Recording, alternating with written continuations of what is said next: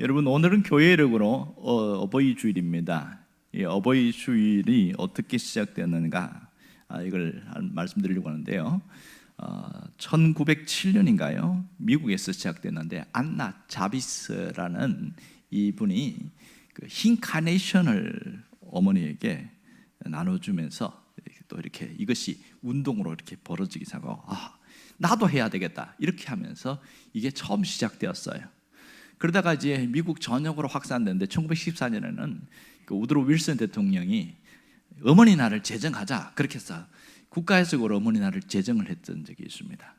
이것이 우리나라에 수입된 것은요 1956년입니다. 그러니까 그 5월 둘째 주에 어머니 날 제정했는데, 이왕 그러면 날짜를 정하자 우리나라에서는 5월 8일로 아예 정해버렸어요. 그 어머니 날 이렇게 했습니다. 그랬더니 시간이 지나면서 반발이 일어났어요. 왜 아버지 날은 없냐? 어머니 날만 있으면 이 불공평하다. 그랬더니 노인의 날은 없냐? 합쳐서 1973년에 어버이날 이렇게 제정을 했던 겁니다. 그래서 지금까지 계속 어버이날은 5월 8일로 그렇게 지켜오고 있습니다.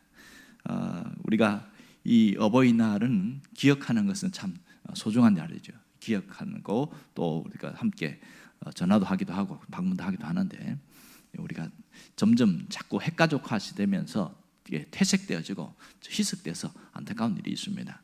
설교를 준비하다 보니까 이 아버지에 대한 글을 제가 한번 읽은 적이 있는데요, 상당히 감동적이었어요. 근데 이 아버지가 나이에 따라서 그 인상 이미지가 달라지는 것을 봤어요.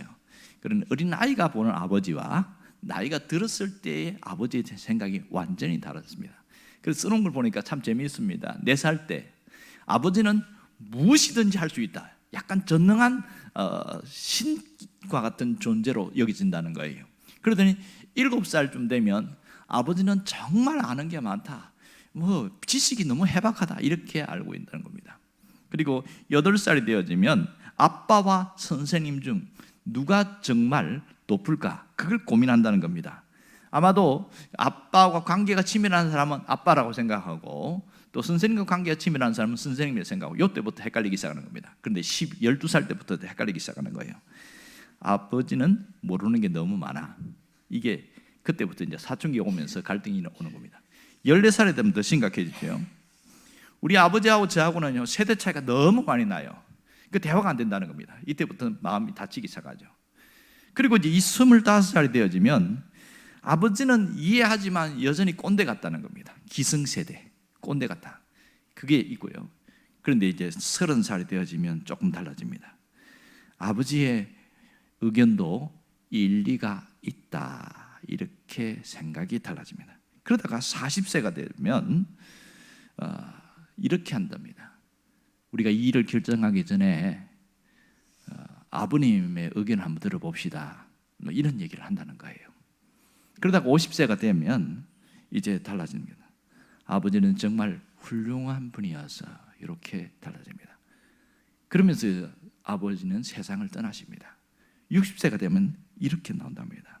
아버지께서 살아 계셨다면 이 부분에서 꼭 내가 조언을 듣고 싶었는데, 그런 아쉬워하는 그런 부분이 있다는 겁니다. 그러니까 돌아가신 이후에 두고 아쉬워하는 부분이 있습니다. 그러니까 이런 훈훈한 얘기가 있기도 합니다만, 또 어머니에 대한 얘기를 보면서 좋은 얘기도 있지만 좀 약간 서글픈 한 그런 얘기도 있더라고요. 어느 이제 연세가 되신 80대 후반이 되신 할머니가 자기가 죽을 날이 얼마 남지 않았다고 생각하고 이제 남편이 물려둔 유산을 이제 물려주기 시작해요. 자식들이 5인가 있었는데 이렇게 저렇게 쫙 물려주고, 이제 하나 딱 남았습니다. 뭐가 남았냐면 다이아 반지를 딱 이렇게, 그거는 절대로 안 물려주는 거예요. 이 보석을 막 자랑하는 거예요. 그랬더니 며느리들이 어머님 혹시 돌아가시기 전에 저 주실 거죠? 살짝 이야기하는 거예요. 그때 가봐서 이러는 거예요. 그랬더니 이 어머니를 극진하게 모시기 시작합니다.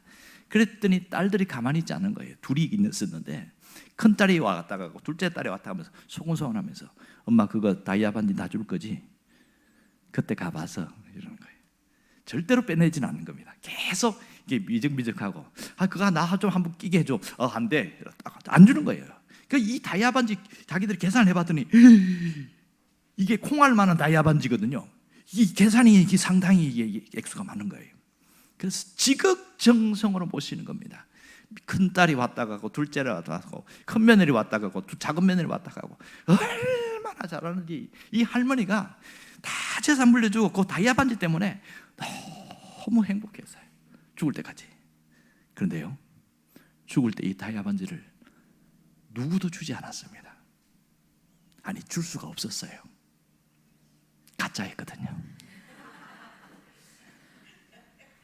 유리로 만든 똑같이 다이아 반지 흡사한 것을 끼고 있다가 그렇게 대접 잘 받고 그렇게 해서 갔다는 그런 이 가슴 아픈 슬픈 이야기입니다.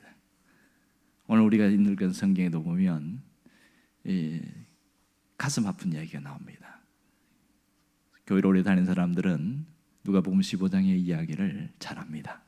왜냐하면 탕자 이야기 그렇게 알고 있거든요. 그것을 탕자 비유다고 말하고 있습니다. 여기 보면 탕자가 둘이 나옵니다. 하나는 집을 나간 탕자가 있고 또 하나는 집 안에 있는 탕자 이야기입니다. 오늘 본문은 누가복음 15장 11절부터 32절까지의 내용인데 이 내용을 보면 장면이 4개가 나와요.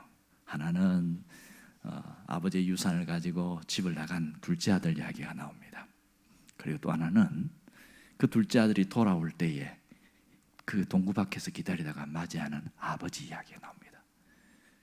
아버지가 이제 막 잔치하고 나니까 이것에서 굉장히 화를 내는 큰아들 이야기가 있습니다. 그리고 4번째 장면은 아버지가 이 큰아들을 따돌리는 장면으로 끝이 납니다. 이게 전체 내용이었습니다. 자, 여러분이 잘 압니다. 이 둘째 아들은 성인이 되었을 때에 유산을 달라고 하지요.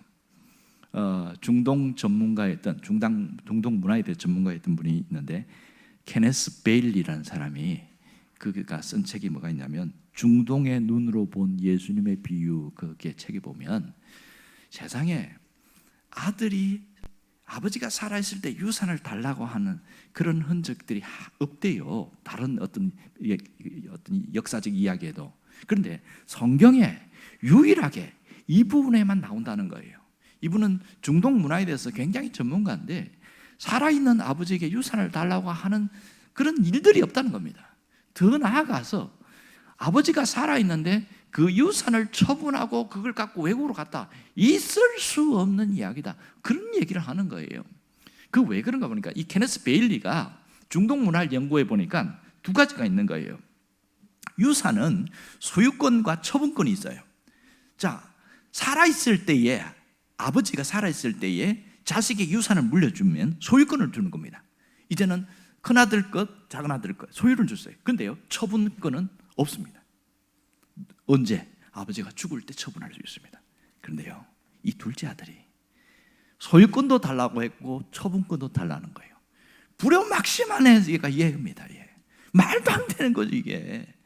그러니까 케네스 베일리가 봤을 때 이런 일은 있을 수 없는데 이 아버지가 아니 그 유산 처분권도 주더라는 거예요. 이게 말도 안 되는 일을 한다는 거예요.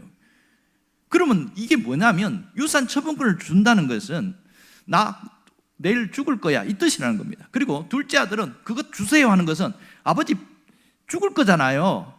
지금 죽어도 문제 없잖아요. 이렇게 죽은 사람처럼 취급한다는 겁니다. 그건 다른 사람들이 볼 때 이 가정 콩가루 집안이라는 겁니다.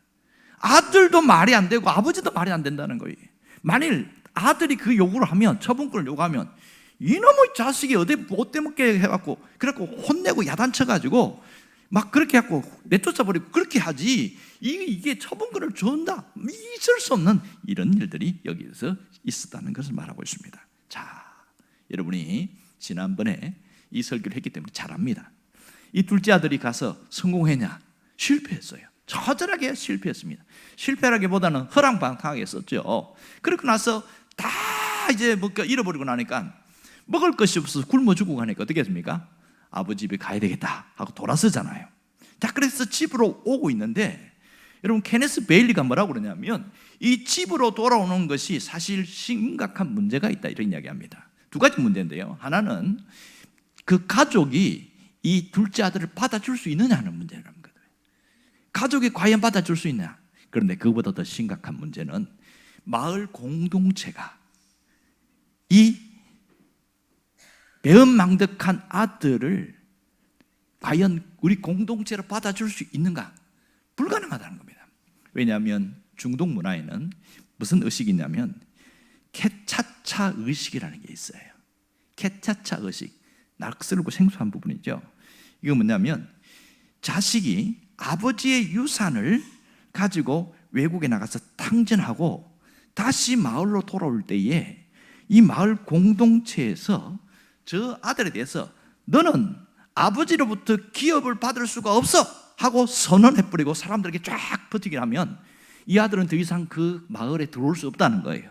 그리고 그 마을에서 들어오긴 했어도 돌을 던지거나 멸시하고 무시하고 막 그렇게 해서 내쫓아 버린다는 거예요. 이게 케차츠 의식이에요. 이렇게 돼버리면 부모도 어떻게 할 수가 없는 상황이 돼버리는 거예요. 그러니까 이게 더 심각한 거죠. 가족이 뭐 그래도 뭐 우리가 형제니까 자식이니까 그냥 받아줘야지 하지만 마을 공동체에서 이 부분에서 공론화 내버리면 이미 이 아들은 그 집에 살 수가 없다는 겁니다. 아버지는 그걸 알았어요. 그래서 이 둘째 아들이 유산을 갖고 나갔을 때 매일매일 마을 동부 밖에서 기다리고 있었던 겁니다. 왜냐하면 케차차 의식에서 이 아들이 수모를 당하고 몰매를 맞는 그런 일이 없도록 아버지가 먼저 기다리고 있었던 거예요. 그런데 부모가 그렇게 하는 것에 대해서는 예외 조항이라서 어떻게 절세할 수 없었거든요. 그걸 아버지가 알고 있었기 때문에 그래서 동부 밖에서 매일매일 기다렸던 겁니다. 여러분 잘 아는 대로 이 아들이 어떻게 돌아왔습니까? 온몸 옷은 입었는데 얼마나 멀리서 걸어왔는지 옷이 다 헤어졌어요. 시커멓게 더러워진데 누더기 옷에다가 머리는 다 헝클어지고 수염은 길게 길렀지요. 신발은 신고 왔는데 다 떨어져가지고 온데 막 엉망. 이게 거지도 상거지가 없는 거예요. 그 거지 같은 아들이 질질 이게 지팡이 하나 짚고 끌고 들어오는데 아버지가 그걸 보고 깜짝 놀랐고 달려갔다는 겁니다. 오늘 성경에 보면 그런 얘기가 나오잖아요. 보면 20절에 보면 뭐라고 그러냐면 이에 일어나서 아버지께로 돌아가니라. 이 아들 이야기죠. 그런데 그 다음에는 아버지 이야기입니다. 아직 거리가 멀리 있는데 저 멀리 한 50m, 100m 되는데 뭔가 뭐 완전 거지 같은 애가 오는데 내 아들이다 이렇게 생각한 거죠. 그때 아버지가 뭐랬냐면 그를 보고 아버지가 측은히 여겨 달려가 이랬어요. 자, 이 달려가라는 이 단어가 굉장합니다. 이 단어는 운동선수가 전신전력에서 전력 질주할 때의 모습이 달려가 이 뜻입니다. 아버지가 왜 이렇게 했을까요? 여러분, 부모가 이런 일을 하는 것 자체는 그 중동 문화에서는 굉장히 수치스럽고 창피한 일이라는 거예요. 문화가 그래요. 일단은 우리 양반 의식이 있어서 어른들은 달려가는 것은 하면 안 되게 돼 있습니다. 그리고 이렇게 모든 가산을 탕진하고 돌아온 아들에게 달려간다. 그것은 이 아버지가 스스로 창피를 당하겠다고 각오하고 가는 일이라는 겁니다. 왜 이렇게 수치스러운 일을 아버지가 작정했을까요? 도대체 이 아들이 뭐길래 이렇게까지 하느냐는 거죠. 여러분, 아버지의 의도, 심정이 뭔지 아세요? 그것은 사랑 때문입니다.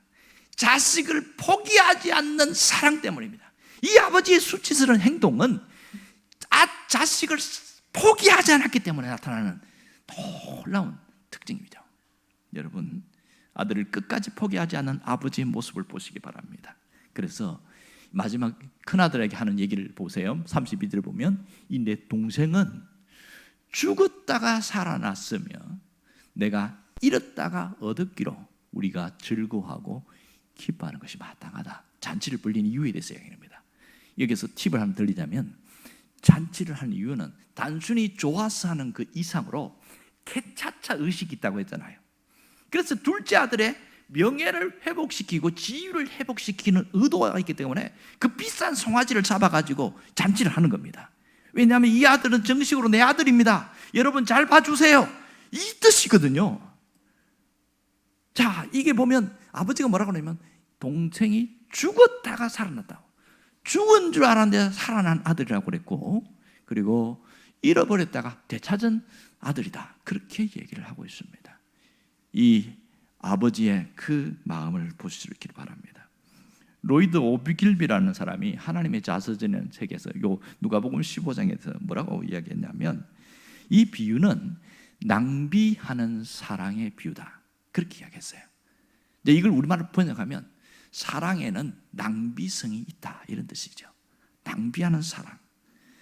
이 아버지가 이렇게 자기가 수치를 당하면서까지 하는 이 모습은 사랑의 낭비성 때문이다, 그런 겁니다. 거꾸로 돌아가서 아버지가 유산을 줘서 보낼 때도 보면 모든 것을 허용하는 아버지의 모습입니다. 그러나 표면적으로 보일 때는 이 아버지는 정말 한심한 아버지로 보이는 거예요. 아니, 왜 자식을 그 유산을 줘서 그렇게 타락하게 만드냐고 할 말이 없잖아요. 멀쩡한 살아있는 부모에게 유산을 요구하는 이 둘째 아들에도 문제가 있지만 그 아들의 요구를 순순히 들어주는 아버지도 문제가 있다, 이렇게 본다는 거죠. 세상적으로 보면 이 아버지는 굉장히 어리숙한 아버지라고 볼 수 있습니다. 그러나 그 중심에는 뭐가 있냐면 사랑이 있었습니다. 사랑은 낭비성이 있습니다. 그래도 어떤 분은 그래요. 똑똑한 사람은 진짜 사랑을 모른다 그럽니다. 왜냐하면 사랑은 계산하는 게 아니거든요. 진짜 사랑은 주는 거기 때문에. 너무 머리가 똑똑한 사람은 계산하다 보니까 사랑할 수가 없게 되더라, 그런 얘기를 합니다. 여러분, 정말 사랑은 낭비성이 있습니다. 이 아버지는 자신의 마음과 재산과 명예까지 다 낭비했어요. 자기가 수치심을 당하면서까지 아들을 사랑했습니다. 그래야 아들이 살아날 수 있으니까. 다른 동네 마을 공동체로부터 그렇게 따돌림을 당하고 창피를 당하고 그런 일이 없으려면 아버지가 스스로 수치를 당한 것이죠. 그래서 24절에도 보면 똑같은 말이 또 나옵니다. 뭐라고 그러냐면 이 내 아들은 죽었다가 다시 살아났고 내가 잃었다가 다시 얻었다. 지금 자기 형, 그러니까 큰아들한테 한 얘기를 똑같이 마을 사람들한테 반복하고 있는 거예요. 이 아들은 잃어버린 아들이기 때문에 그래서 여러분들 이 아들을 다시 잘 봐주시기 바랍니다. 내 아들입니다, 이렇게 얘기하는 거예요.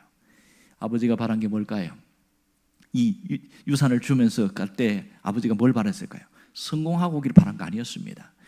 그래서 막 뭔가 잘 돼갖고 온 그걸 원하지 않았어요. 그냥 네가 가서 깨닫고 돌아오기만 하고 나를 아버지로 받아주고 아버지가 집에 있다는 걸 알고 돌아오기만 해라, 그거면 됐다. 이 아들이 제일 잘한 것은 돌이켜서 아버지 집으로 갔다는 겁니다. 대부분요, 이렇게 유산을 다 탕진하고 온몸에 몰골이 비참하면요 안 돌아갑니다. 어떻게 해요? 죽습니다. 극단적 선택을 합니다. 그저께도 보니까 이 우울한 마음이 반복돼서 극단적 선택했다는 사람 얘기가 들리는데, 사람이요 모든 걸 잃어버리면 누구나 우울감이 밀려오다가 반복되면서 우울증으로 변합니다. 심한 우울증의 끝은 자살로 끝입니다.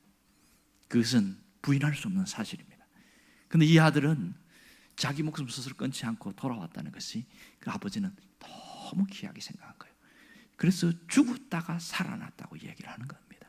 얼마나 귀한지 모르죠. 자, 여기에 보면 아버지의 간절한 소원이 담겨 있습니다. 아버지가 소원이 뭐예요? 그냥 내 집에 있기만 해라. 자, 성경에 보면 특징이 있어요. 너 그 돈 어디다 썼니? 아버지가 묻지 않습니다. 어떤 분이 이 똑같은 상황이 펼쳐졌다는 집이 있었대요. 제가 책을 읽었는데, 그런데 이 아버지가 이제 처음에는 이제 마음을 누그러뜨려서 이렇게 받아줬는데 돈이 한두 푼이 아니니까 우리 식으로 하면 몇 천만 원의 돈을 갖고 나갔단 말이에요. 그러니 이게 어디 썼는지 굉장히 신경이 쓰이더래요. 그래서 아들을 불러가지고 야, 너 그 돈 다 어디서 다 갖다 쓰니? 이 얘기를 자꾸 묻으니까 할 말이 없잖아요. 다 탕진해 버렸으니까. 그래서 그 아들이 일주일 후에 다시 가출을 했다, 이런 얘기가 나옵니다. 진짜 사랑은 뭔지 아세요? 과거를 묻지 않는 겁니다. 과거를 묻지 않는 것. 이 아버지는 이 아들의 과거를 묻지 않았습니다. 아버지의 사랑은 둘째 아들에게서 큰 아들에게로 이어지고 있었습니다. 이 큰 아들도 집안에 있는 탕자라고 하는 것은 이유가 있습니다. 이 아들은 겉보기는 굉장히 순종적이었고 착하고 말을 잘 듣는 아들이었습니다. 하지만 동생이 재산을 탕진하고 돌아왔을 때에 자기 내면에 있는 본색이 확 드러났습니다. 이 둘째 아들이 얼마나 못된 자인지를 알 수 있는 거죠. 사실은 형의 입장으로서 동생이 유산을 가지고 갈 때에 어떻게 했습니까? 말렸어야죠.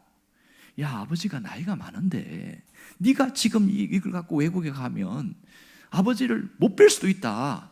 아버지가 돌아가실 수 있다. 꼭 그렇게 해야 되겠냐. 그래서 사정하고 말리고 해갖고 이 형의 입장이었다면 그렇게 해서 다시 앉혀놨어야 돼, 정상인데 유산을 달라고 할 때 형은 침묵하고 있어요. 아무런 말이 없습니다.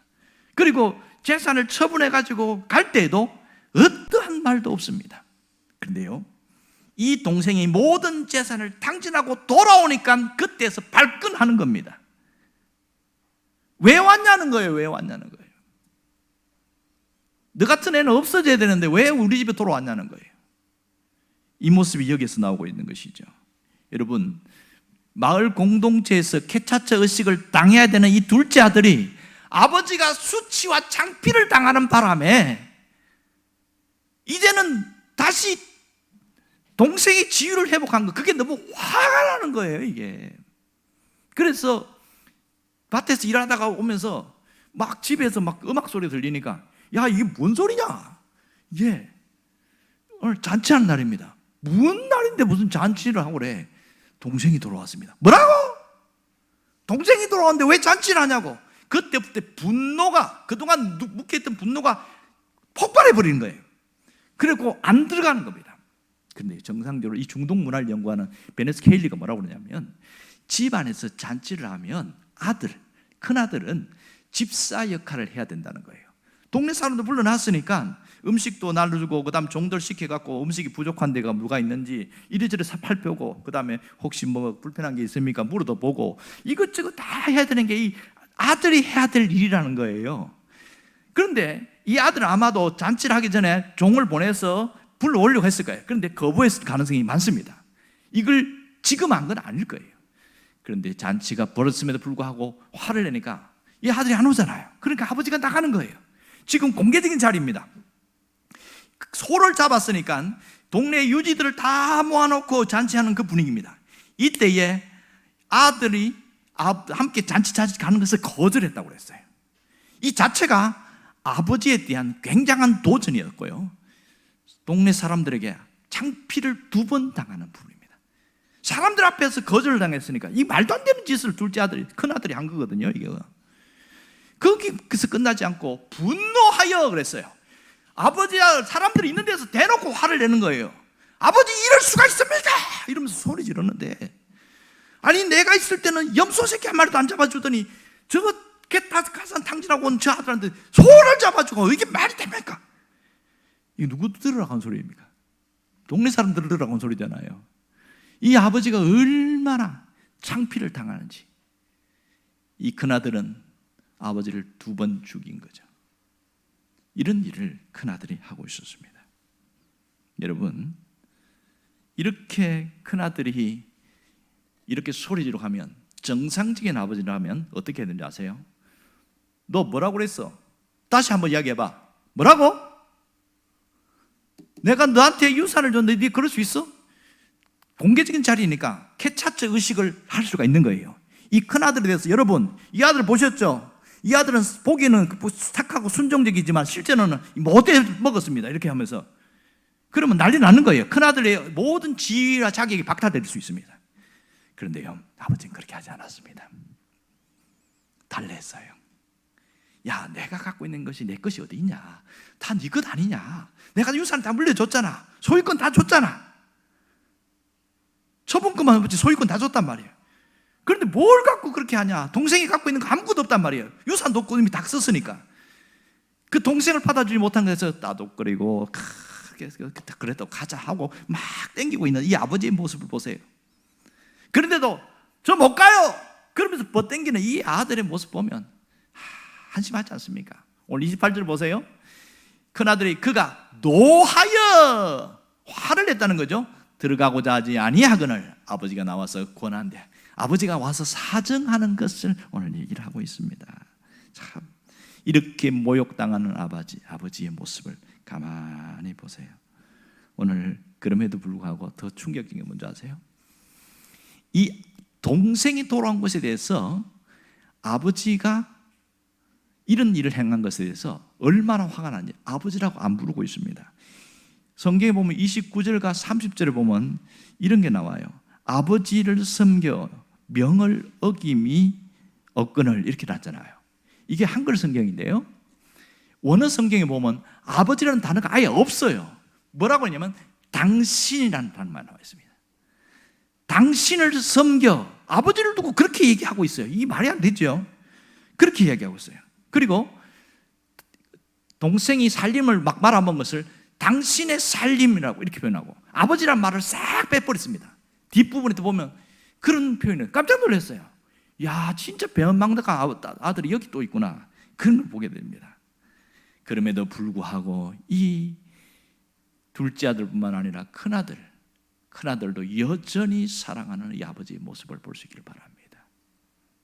여러분, 이게 누구를 보여주는지 아세요? 하나님을 이야기합니다.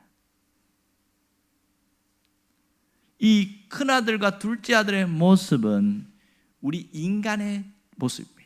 죄를 짓고 가는 인간의 모습, 그렇게 타락한 인간의 모습. 그럼에도 불구하고 징계하거나 채찍하지 않고 끝까지 사랑하는 아버지의 모습이 하나님의 모습이라는 사실이죠. 오늘 여기에서 우리가 중요한 걸 깨달아야 됩니다. 그럼에도 불구하고 여전히 사랑하시는 아버지가 계신다. 그분이 바로 하나님이시다. 이걸 놓지 않기를 바랍니다. 아들을 포기하지 않고 여전히 사랑하시는 아버지가 나의 하나님이라는 사실을 잊지 않기를 바랍니다. 이 하나님의 사랑을 깊이 깨달은 사람은요, 잘 쓰러지지 않아요. 마치 뿌리 깊은 나무가 쓰러지지 않는 것처럼 하나님의 사랑을 깊이 깨달은 사람은 시험이 오고 고난이 오고 어려움이 와도 신앙이 쓰러지지 않습니다. 보통 사람 때문에 시험 들고 돈 때문에 시험 들고 이런 여러 어려움을 당하는데요, 사랑을 깊이 경험한 사람들은 이겨내더라는 말입니다. 상처가 있어도 이겨내고 아픔이 있어도 이겨내더라고요. 주변 상황이 너무 힘들어서 죽을 것 같은데도 그 시기 지나고 나니까 이 또한 지나가리라, 지나가고 나니까 다시 이겨내더라는 겁니다. 여러분에게 이런 은혜가 있기를 원합니다. 교회는 다니는 것이 아니고 믿는 겁니다. 하나님이 나를 사랑하는 것을 믿는 것이 진짜 제대로 된 신앙생활입니다. 여러분이 하나님의 사랑하심을 믿을 수 있기를 원합니다. 오늘 우리가 깨달아야 할 것은 아버지의 마음입니다. 하나님 아버지의 마음, 끝까지 나를 사랑하시는 하나님의 마음을 잃어버리지 않기를 원합니다. 왜냐하면 우리가 실수하고 우리가 잘못하고 죄지었는데 하나님은 포기하지 않으신다는 것이죠. 나를 포기하지 않으셔요. 그래서 끝까지 노크를 하시는 겁니다. 지옥 가면 안 되니까 끝까지 노크해서 다시 회복시키려고 하는 거예요. 단순히 지옥만이 아니라 우리를 회복시키려는 하나님의 의도가 있음을 놓지 않기를 원합니다. 글을 읽었는데 보니까 판사 이야기를 읽었어요. 이 아들이 얼마나 못된 짓을 했는지 감옥을 자기 집처럼 들락날락 한 거예요. 그래서 가중처벌을 받아가지고 20년형이 딱 떨어졌어요. 그랬더니 옆에 그 뒤에서 앉았던 이 어머니가 막 펑펑 우는 거예요, 하염없이. 근데 이 판사가 뭐라고 그러냐면, 어머니, 이런 아들은 이제 잊어버리세요. 아들이 없다고 생각하세요. 뭐 위로해 주려고 했는지 모르겠어요. 그렇게 했더니 울다가 울음을 뚝 끊치고, 판사님, 정색을 하면서 이렇게 말합니다. 저는 그럴 수가 없습니다. 내 아들이 20년, 30년 징역살이 해도 여전히 내 아들입니다. 무기징역 살아도 내 아들입니다. 나는 결단코 포기 못합니다. 그래서 분위기가 숙연해졌다는 얘기가 있는 거예요. 그 아들이 그 어머니의 사랑을 조금만 깨달았으면 그런 짓을 반복하지 않았을 때 그런 생각이 들더란 말입니다. 여러분, 우리는 수도 없이 죄를 많이 지어요. 그럼에도 불구하고 하나님은 이 어머니처럼 끝까지 포기하지 않고 우리를 또 찾아오시고 또 일으키시고 또 찾아오시고 또 회복시키고 그런단 말입니다. 여러분, 하나님이 우리를 사랑하신다는 걸 놓지 않기를 원합니다. 왜 우리를 사랑하는지 아세요? 두 가지 이유 때문입니다. 하나는 우리의 생명이 하나님으로부터 왔기 때문에 그렇습니다. 하나님으로부터 왔어요. 이걸 잘 모르는 분이 참 많아요. 생명은 부모로부터 왔지 무슨 하나님부터 왔냐 이렇게 묻습니다. 그렇습니다. 육체는 부모를 통해서 온 게 맞아요. 하지만 우리의 영혼은 부모가 준 게 아닙니다. 하나님이 주셨단 말입니다. 그러면 우리가 사람이 죽으면 육체는 흙으로 돌아가게 돼 있어요. 부모로부터 받았으니까. 그러나 영혼은 하나님께로 왔기 때문에 하나님께로 올라가는 거예요. 이게 정상적인 원리인데 죄가 있는 인간, 타락한 인간은 하나님께로 못 가고 어디로 갑니까? 지옥으로 가잖아요. 그게 너무 안타까운 거예요, 하나님 보실 때. 그래서 우리를 보내서 하나님께로 올 수 있도록 그렇게 인도하고 있지 않습니까? 여러분, 이 하나님에 대한 부분을, 하나님 우리를 창조하셨다는 것을 믿든지 안 믿든지 사실입니다. 그런데요, 교회를 다니는데 하나님을 아버지로 인정하는 사람과 하지 않는 사람은 굉장히 차이 있는 거 아세요? 하나님을 아버지로 인정하지 않는 사람은 어떻게 살아가냐? 마치 어떤 분이 그런 얘기 하더라고요. 사람은 나무와 같습니다. 그래요. 그래서 나무가 처음에는 곱게 심어놨는데 비바람이 불고 태풍이 불고 하면서 이게 휘어졌어요. 누군가 와서 다시 세워주면은 서게 되잖아요. 그런데 그렇지 않고 휘어진 상태에서 내버려 두면 어떻게 됩니까? 쭉 휘어진 상태에서 이렇게 다시 곱게 서려고 하다 보면 나무가 구부정하게 된다는 거예요. 사람도 그렇다는 겁니다. 아버지 없이 나는 우리 아버지 없어요 이렇게 하면서 아버지를 무시하고 살아가는 사람들은 휘어진 나무처럼 인격이 휘어지게 되더라, 그런 얘기를 하는 거예요. 하나님을 믿는데 멀리 계신 하나님, 심판하시는 하나님, 그런 하나님을 믿는 사람은 늘 두려움 가운데 있습니다. 하나님을 하지만 아버지로 믿는 사람은 신앙의 나무가 곱게 자라는 것처럼 우리의 인격도 신앙도 올바르게 자랄 수 있다는 사실입니다. 여러분이 하나님의 존재를 인정하되 아버지로 믿을 수 있기를 바랍니다. 또 하나는 우리를 사랑하시는 이유는 관계, 아버지와 아들의 관계, 아버지와 딸의 관계 때문에 그렇습니다. 여러분, 우리가 알듯이 귀족의 자식은 여전히 귀족입니다. 양반의 자식은 여전히 양반입니다. 노예의 자식은 여전히 노예입니다. 이것이 과거 역사 속에 일어난 일들이었어요. 마찬가지로 하나님의 자식은 하나님의 자녀라는 사실입니다. 내가 하나님의 자녀라는 사실을 확실히 인정하는 것과 인정하지 않는 것은 굉장한 차이가 있습니다. 하나님의 자녀라는 것을 인정하고 살아가면 하나님의 자녀답게 살아가려고 애를 쓴다는 것이죠. 오늘 여러분이 하나님의 자녀임을 인식하고 살기를 바랍니다. 그렇다면 우리가 할 일이 뭘까요? 어려운 게 아닙니다. 하나님이 원하시는 것, 하나님의 소원은 딱 한 가지예요. 뭘까요? 하나님의 원하시는 것을 받아들이고 따라가는 거죠. 그게 뭡니까? 내가 하나님의 자녀라는 것을 인식하고 건강한 신앙인으로 살아가는 거예요. 건강한 신앙인. 사람도요, 늙어가서 건강한 의미에서 늙어가는 사람이 있는가 하면 젊은데도 골골골하고 병드는 사람이 있어요. 무슨 차이인 줄 아세요? 병든 사람은 자기 사람 구실을 잘 못합니다. 하고 싶어도 못해요. 왜? 아프니까. 하지만 나이가 든 사람은 나이가 들어도 건강하니까 뭐든지 하는 거예요. 건강하니까 뭐든지 도전하고 뭐든지 해냅니다. 하나님은 우리가 건강한 신앙인으로, 건강한 하나님의 자녀로 살아가기를 원하고 있습니다. 그래서 하나님이 여러분들을 불러왔고 그렇게 살아가는 것이죠. 또 하나는 하나님의 기쁨이 되기를 원해요. 하나님의 기쁨. 하나님이 우리를 볼 때에 흡족하게 보는, 너를 믿을 만하다, 이 하나님의 기쁨을 살아가는 거 아니겠어요? 여러분이 또 하나님을 볼 때 하나님 자체를 좋아할 수 있기를 바랍니다. 하나님을 즐거워할 수 있기를 바랍니다. 소위를 문답 보면 이것이 사람의 제일 된 목적이라고 그랬어요. 하나님 자체를 즐거워하고 기뻐하는 것이 인간의 목적이다, 이렇게 이야기했습니다. 우리는 하나님을 섬기기는 해도요, 하나님을 좋아하지 않는 분들이 많습니다. 그런데 어떤 분은 하나님을 사랑을 받고 이해하고 깨달은 사람은 이렇게 말하더라고요. 하나님, 저는 하나님이 너무 좋아요. 그 뇌성마비 시인 중에 송명희 씨 있잖아요. 그분이 제가 직접 고백하는 걸 들었는데, 이제 말을 잘 못해요. 그런데도 마이크에 대고 말하냐면, 저는 하나님이 좋아요.